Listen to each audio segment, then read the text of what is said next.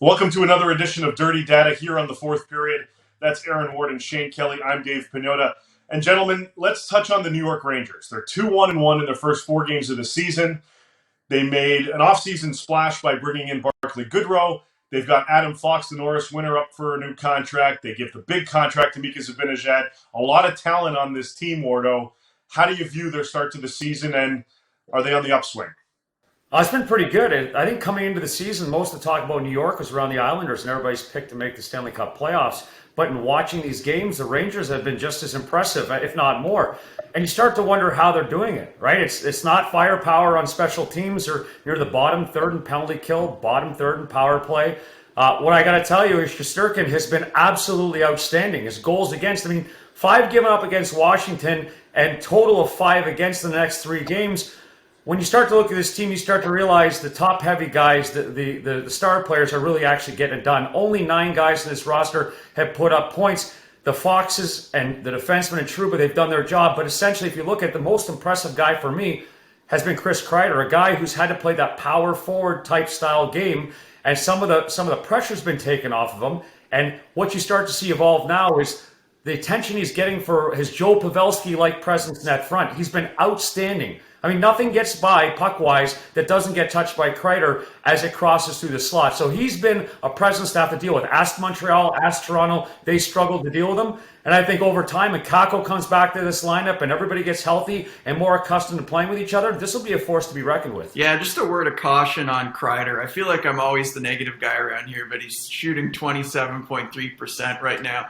There's no way that's going to continue. Good player, playing out of his mind right now, but you nailed Shesterkin. All the advanced numbers back up that this is a performance that's sustainable. He's third in the league right now. Goals saved above average, way outperforming what a regular average NHL goalie would do in this situation. They'll go as far as the top guys can take them. We touched on Goudreau. They gave him that big deal in the offseason.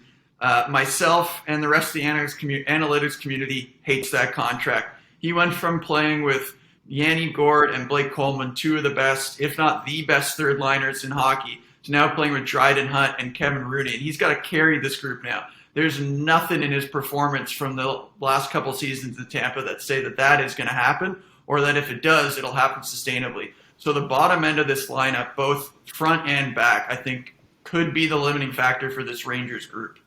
You may not like the deal, but Goudreau certainly did. So kudos to him for cashing in on that one. And the type of player that the Rangers were looking for in the offseason, bringing him in, bringing Ryan Reeves and Sammy Blais. So they've added more jam to this lineup to complement the offense, Wardo. Do you like the additions that they made to go along with the Panarins and the Zibanejads and so on? So I'll deal with the Reeves one. For me, I think that's a psychological signing. When you have a team that's gone through what they did last year and they feel sometimes that they have to change their style of play based on their opponent, I think what Ryan Reeves does is he's exactly playing the perfect role of the sheriff. And he doesn't really actually have to do anything. Think about the game. He played 8 seconds against Wilson, but Wilson did absolutely nothing that was insightful, right? Didn't do anything where you thought there may be some elevated emotions in that game. Nothing came of it, and that's having the presence of Reeves on the bench. And for a guy like Panarin and for young guys like Kako and Lafreniere, it's security knowing you can go out and play the game and have this added extra foot or two, because no one really wants to get up in your face knowing they'll have to answer to Reeves if something does happen. One guy that I want to touch on, Shane, we talked a little bit about it before jumping on air here, Adam Fox. He's a restricted free agent at the end of the season. He's coming off, obviously, the Norris win. You believe that this is definitely sustainable, right?